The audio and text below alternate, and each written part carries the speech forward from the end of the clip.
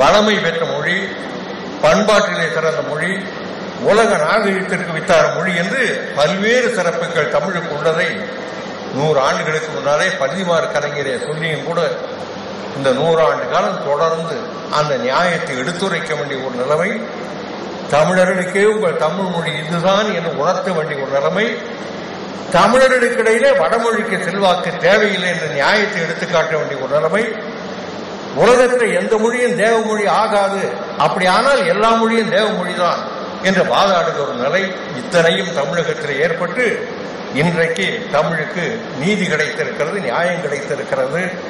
அது கிடைப்பதற்கு கலைஞருடைய முயற்சிக்கு உறுதுணையாக இருந்த ஜார்ஜ் ஹார்ட் அவர்கள் நம்மிடையிலே வந்திருந்து இன்றைக்கு உரை நிகழ்த்தியிருப்பது நமக்கெல்லாம் மிகுந்த மகிழ்ச்சி அளிக்கிறது.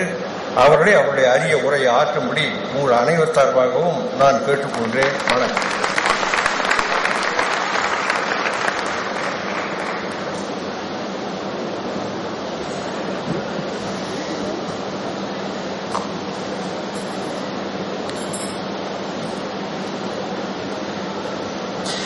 தமிழை என்றும் போற்றி வளர்ப்பதையே மூச்சாக கொண்டிருக்கும் தமிழ் மக்கள் தலைவர் முதலமைச்சர் அவர்களுக்கும்,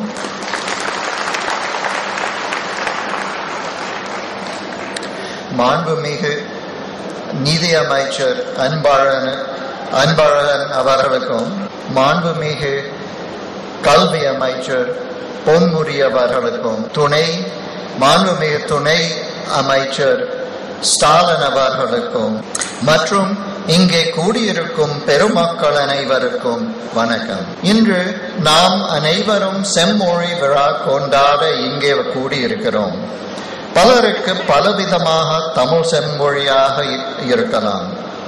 காவியங்களின் மொழி, வள்ளுவரும் மற்றோரும் எழுதிய நீதி கூறும் மொழி, இறைவன் மீது அன்பை கொட்டி அருளை எதிர்பார்க்கும் இலக்கிய மொழி, மெய்ஞானத்தையும் சித்தாந்தத்தையும் விளக்கிய மொழி, புதுமையான கருத்துக்களை கொட்டும் சித்தரதும் மொழி, பிற்காலத்தில் மன்னன் பவனி வருதலை அழகாக எடுத்து காட்டும் உலாமொழி, குரத்தியர் கூறும் குறவஞ்சி மொழி, அந்தாதி மொழி, மாலை மொழி என்று எத்தனையோ செம்மொழிகள்.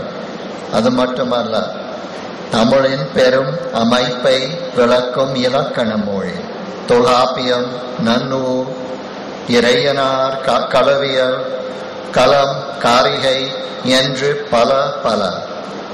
அவைகளுக்கு உரை படைத்தோரின் அருமை உரைமொழி.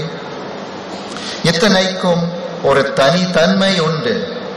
அதை அருமை தன்மை என்று கூட கூறலாம். இன்றைக்கு பலர் இன்றைய கவிதை, புதினம், புது கவிதைகள், மக்கள் வழக்கு இது போன்றனவெல்லாம் தமிழ் செம்மொழி என்றும் எண்ணலாம். இவை அனைத்தும் செம்மொழியாக இருக்கலாம். ஆனால் இவற்றிற்கெல்லாம் வேர் சங்க தமிழ்.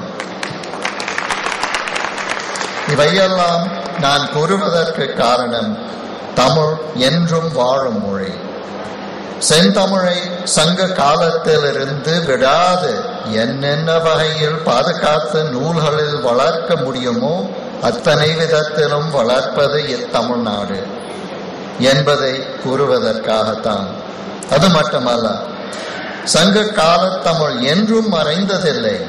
அதன் கருத்துக்கள், மரபு, சொற்கள், யாப்பு அனைத்தும் தமிழுக்கே உரியவை. தமிழ் தனித்தன்மை வாய்ந்த ஒரு செம்மொழி. இந்தியாவில் வடமொழி செம்மொழி என்பது உண்மை. ஆனால் அது போன்றே தமிழுக்கும் ஒரு தனித்தன்மை, மரபு, இலக்கியம், இலக்கணம் என்று பல பல உண்டு. அதனால் தமிழ் தனி செம்மொழி என்பதை விளக்குவதே என் சொற்பொழிவின் கருத்து.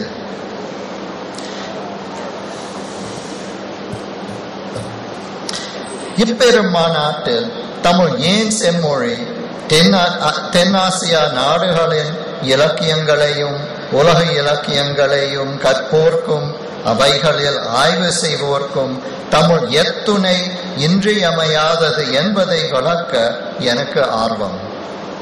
இங்கு இருக்கும் அறிஞர் அனைவருக்கும் தமிழ் செம்மொழி என்பதில் சந்தேகமில்லை. ஆயின் மேற்கு நாடுகளிலும் மற்ற தென்னாசிய நாடுகளிலும் தமிழை ஏன் செம்மொழி என்று சொல்ல வேண்டும் என்று ஒரு ஐயம் எழுந்திருக்கிறது. உங்கள் அனைவருக்கும் தெரிந்த ஒன்றுதான்.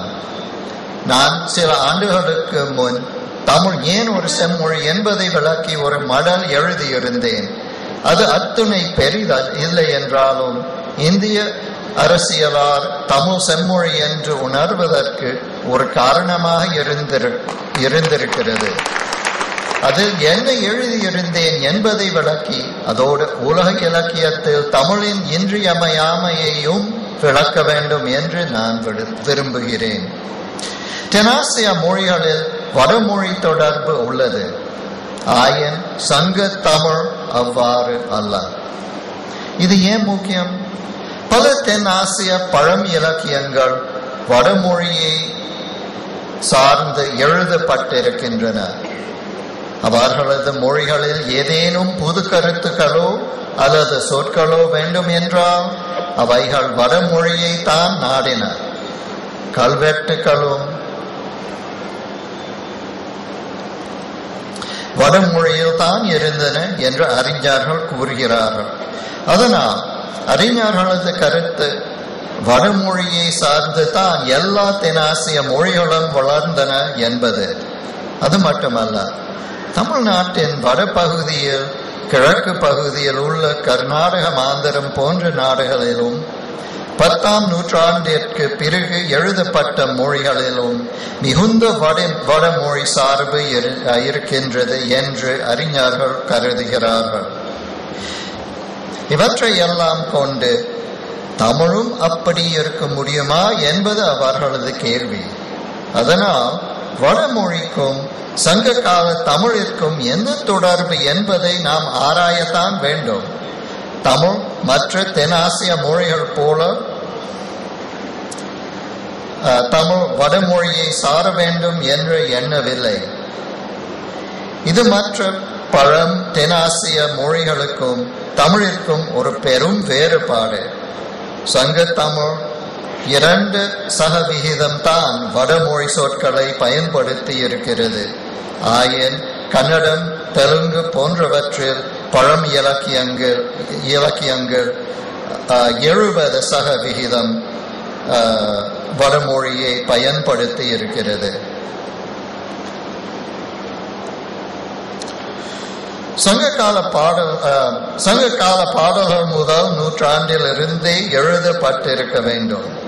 தமிழுக்கென ஒரு தனி மரபு இருந்தது. அதற்கு பின் தமிழில் வந்த இலக்கியங்கள் அனைத்தும் தமிழின் தனி மரபை, சொற்களை, கருத்துக்களை, சங்ககால மரபை ஒற்றியே எழுந்திருக்கின்றன. தமிழறிஞர்களுக்கு இன்றைக்கும் வடமொழியை தவிர்த்து எழுதுவதில் எத்துணையோ பெருமை, எத்துணை மகிழ்ச்சி என்பது அனைவரும் அறிந்த ஒரு உண்மையே. சங்ககால இலக்கியத்தின் காலம். சங்க காலம் பற்றி பலவிதமாக ஆய்வு செய்கிறார்கள். ஆயின் அக்கால பாடல்களின் யாப்பு, சொற்கள், கருத்து, மன்னர்கள், போர்கள், மக்களது வாழ்க்கை, பாணர்களின் வாழ்வு அனைத்தும் தமிழுக்கே உரியவை. பிற்கால இலக்கியங்கள் பல சங்க கால கருத்துக்களையே பின்பற்றி எழுந்த